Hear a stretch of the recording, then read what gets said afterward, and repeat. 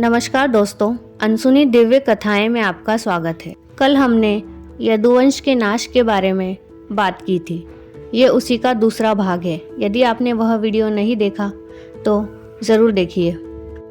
उसके अनुसार बलराम के देह त्यागने के बाद भगवान श्री कृष्ण एक पीपल के पेड़ के नीचे बैठे थे और वहाँ पर किसी बहेलिये ने उनके पैर को हिरण समझकर तीर मार दिया। फिर भगवान कृष्ण ने उसे माफ़ कर दिया और स्वर्ग लोक जाने का आशीर्वाद दे दिया। अब उस बहेलिये के वहाँ से जाने के बाद भगवान श्री कृष्ण का सारथी दारुक वहाँ पर पहुँचा। दारुक को देखकर भगवान श्री कृष्ण ने कहा कि वह द्वारिका जाकर सबको यह बताए कि यदुवंश का नाश हो चुका है और बलराम के साथ कृष्ण भी स्वधाम लौट चुके हैं। अतः सभी लोग द्वारिका छोड़ दो, क्योंकि यह नगरी अब जलमग्न होने वाली है। मेरी माता पिता और सभी प्रियजन इंद्रप्रस्थ को चले जाएं।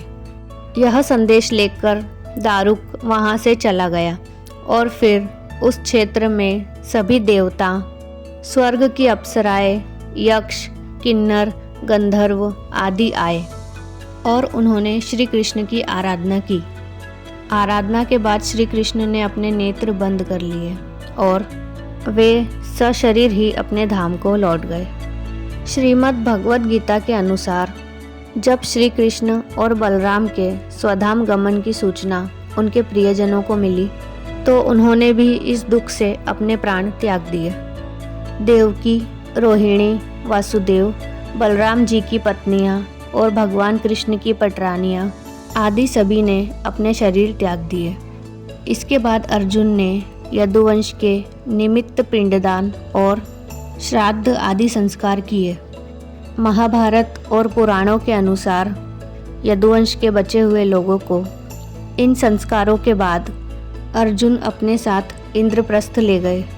इसके बाद भगवान कृष्ण के निवास स्थान को छोड़कर शेष द्वारिका समुद्र में डूब गई। यदि यदुवंश के लोग बच गए थे तो क्या उनका वंश नष्ट नहीं हुआ था?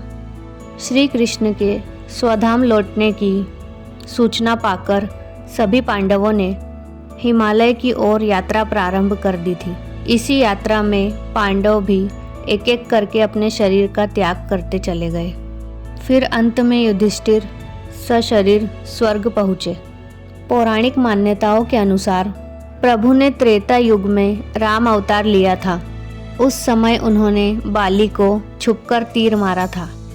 कृष्ण अवतार के समय भगवान ने उसी बाली को जरा नामक बहेलिया बनाया और अपने लिए वैसी ही मृत्यु चुनी जैसी उन्होंने बाली को दी थी। तो दोस्तों, यह थी यदुवंश के नाश की पूरी कहानी। आपको यह कहानी कैसी लगी हमें कमेंट में ज़रूर बताएं और इस प्रकार की अन्य दिव्य कथाएं सुनने के लिए हमारे चैनल को सब्सक्राइब करें और इस वीडियो को लाइक और शेयर करना ना भूलें। राधे राधे।